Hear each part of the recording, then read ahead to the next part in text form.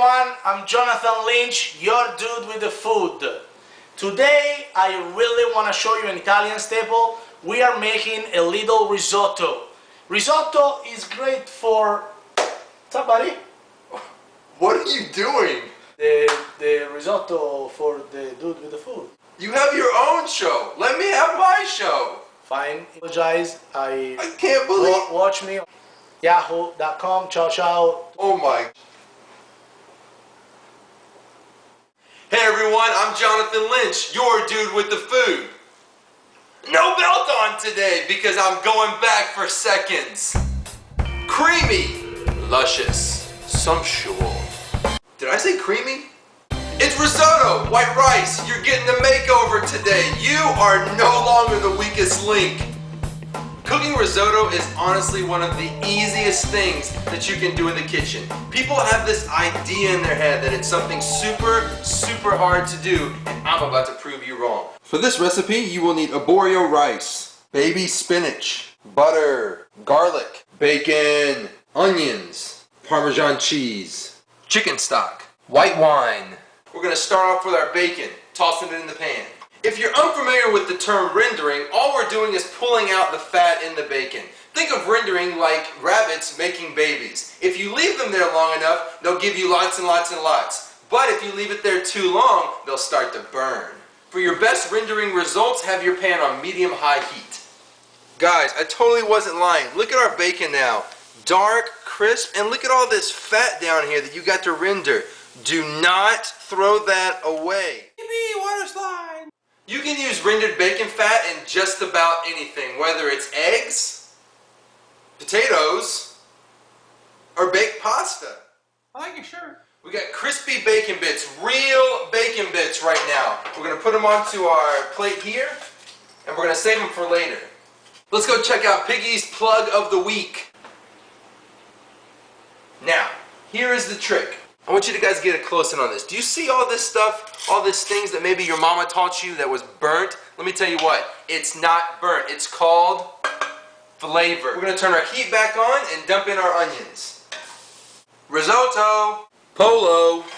Okay, so what's happening right now, it's like these onions are getting punched everywhere. They're really active, they're really excited, and they're going to soak up all of this fond, or these crunchy bits on the bottom of your pan. That's extra flavor of bacon. The more bacon we get into our mouth, the happier we will be. I want to smell you forever! Once your onions have cooked for about a minute, we want to add in our garlic. Our onions and garlic have softened slightly, and it's time to add in our rice. The reason we're putting it in now is for two reasons. One, by toasting it, it will cook quicker in the liquid phase of this risotto. And two, it's going to toast our rice a little bit, which is another added flavor. It's now time to deglaze. Don't mind if I do. Risotto. Polo. When you deglaze a pot, you're taking everything that was on the bottom of it and bringing it back to life. Wine has this great capability of bringing everything to life. Cheers. Now you can see that all of our wine has evaporated and we've picked up all that crunchy stuff on the bottom. Now it's time to add in our stock. We want to add in our stock a little at a time. We're adding in our stock a little bit at a time because we want to give our rice every opportunity we can to release its starch. Second installment. Now I guess if you wanted to, you really could add all of your stock at one time and just get it over with. But what you might have happened is your rice may overcook, and overcooked risotto, nix it. It's no good. Now, you might have heard somewhere along the way from either your mother or your grandmother or some internet source that when you make risotto, you have to stand over the pot diligently and stir constantly. Jonathan, don't forget to stir your risotto! Incorrect. What stirring does encourage is the breakdown of the starches. The more you stir the rice, the more your starches will begin to break down. But as you can clearly see from this example, you don't have to continually stir this rice if you don't want to. Risotto. Polo. What I find helpful is that after your third installment of stock, you want to taste your risotto for two reasons. One for seasoning and one to see how done your rice is. Because you might need a little more stock, you might have just a round amount of stock, or you might need to pull it off completely and get rid of some of the stock. Okay, we're not gonna need any more stock, that's plenty. Copious amounts of black pepper and a little bit of salt. Now don't add too much salt because remember we're putting bacon back into this risotto which has plenty of salt in it already.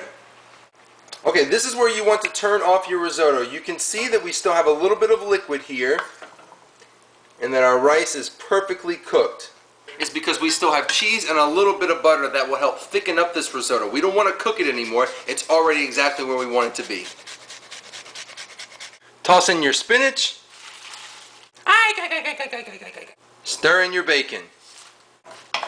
Now don't be afraid to put in your spinach raw because the residual heat from this risotto will cook down our spinach perfectly. And then if you want to at the end, you can make it rain.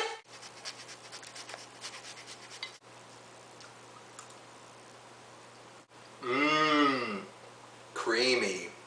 For this recipe and plenty more, check out my e-cookbook, It's Just Dinner, Not Disaster, in the description below. Risotto! Shh, Polo!